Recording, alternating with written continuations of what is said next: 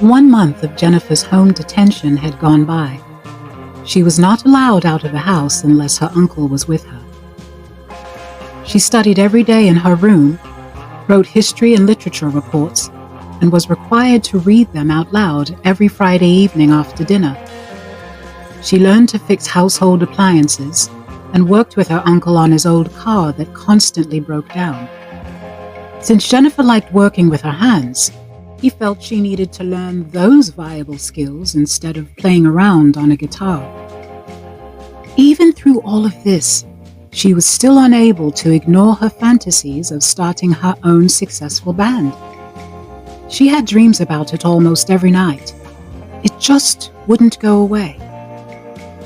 Sometimes, while she was cleaning the house, she'd pretend to sing into the end of a broom handle as if it were a microphone. Then she'd turn it round like a guitar, strumming invisible chords and dancing about. Her uncle would often witness Jennifer's cleaning day performances from another room and would just shake his head, looking up to the heavens for strength to deal with his incorrigible niece. One evening, Uncle Melvin was writing on his work calendar that hung on the wall in his study. He circled the 3rd of April and wrote, "All-day work project, 7 a.m. sharp." Jennifer had something to discuss with him that night. She thought long and hard about it and slowly walked in there. With pleading eyes, she reminded him of how hard she had been working to adhere to her prison sentence, as she called it. Hoping for a rare moment of leniency, she asked him for her guitar back. He silently considered it for a moment, got up and left the room, and came back holding the guitar by its neck. Jennifer's eyes lit up at the sight of it. She tried to grab for it, but he held it away from her and said, "Not so fast." If she agreed to never speak of the rock band idea and to practice it for only 1 hour a day as a hobby, he would return it to her. She eagerly agreed, desperately holding out her hands. He gave it to her, and she took it gratefully, hugging her uncle tightly. Not being the most affectionate sort of man, he slipped out of her embrace but chuckled a bit. Excited and relieved, Jennifer ran upstairs to her room, glad to have her beloved guitar back once again.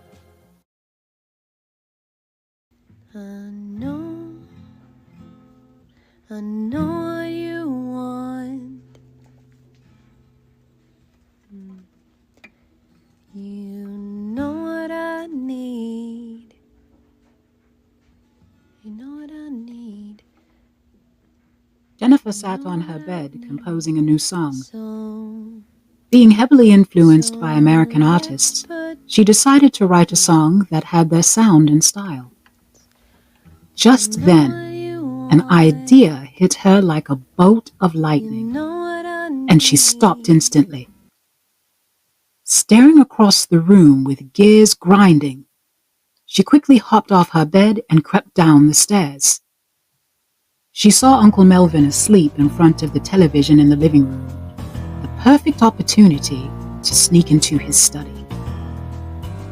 She looked at his calendar and saw the date he circled for his all-day work project. Saturday, 3rd of April. She took a stack of his document paper that he wouldn't miss and a couple of thick black marking pens and ran back upstairs to her room. She sat at the writing desk and started making flyers that said, "All-girl rock band audition, Saturday, 3rd of April at 9 a.m. Bring your instruments and be ready to sing. 152 Macklin Avenue. Ask for Jen."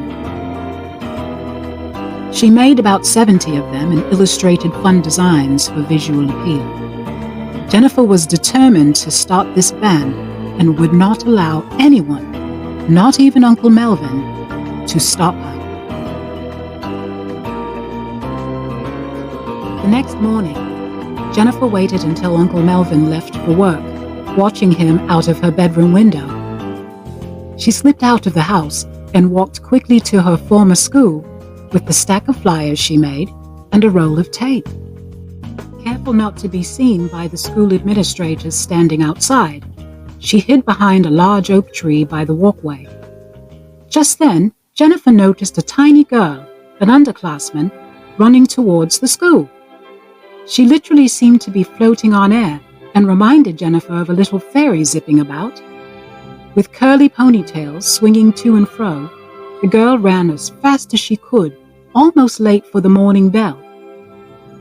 Jennifer didn't know who she was, but somehow had the feeling that she could be of help. To get this girl's attention, she whistled.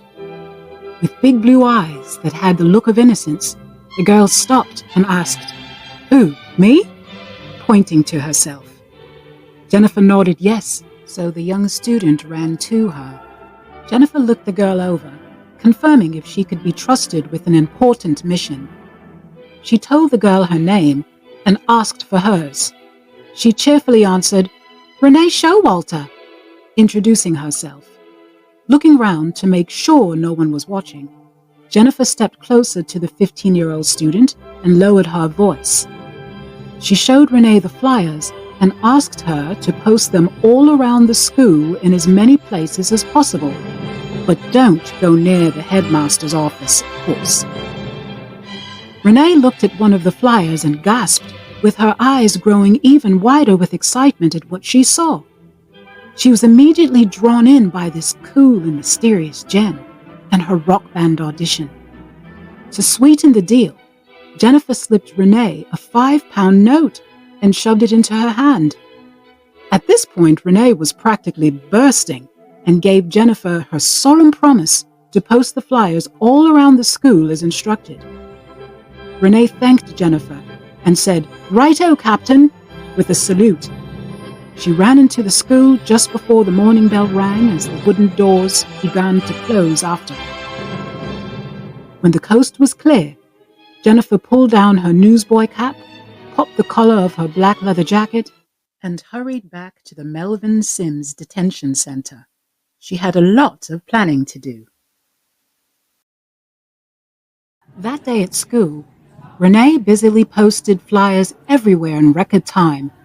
Students in all grades were seeing the bulletins and talking about this audition. Many were intrigued, including Renee.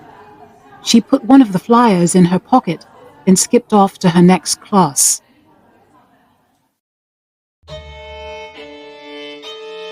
Just then, Peggy Benson, 17 years old with a head full of sandy blonde curls, was striding confidently to her class. Her school sweater was tied round her shoulders as she carried her books in her arms. One of the flyers caught her eye. She stopped to read it and smirked. With a rather devious look on her face, she snatched the bulletin off the wall, put it inside one of her books, and proceeded to class.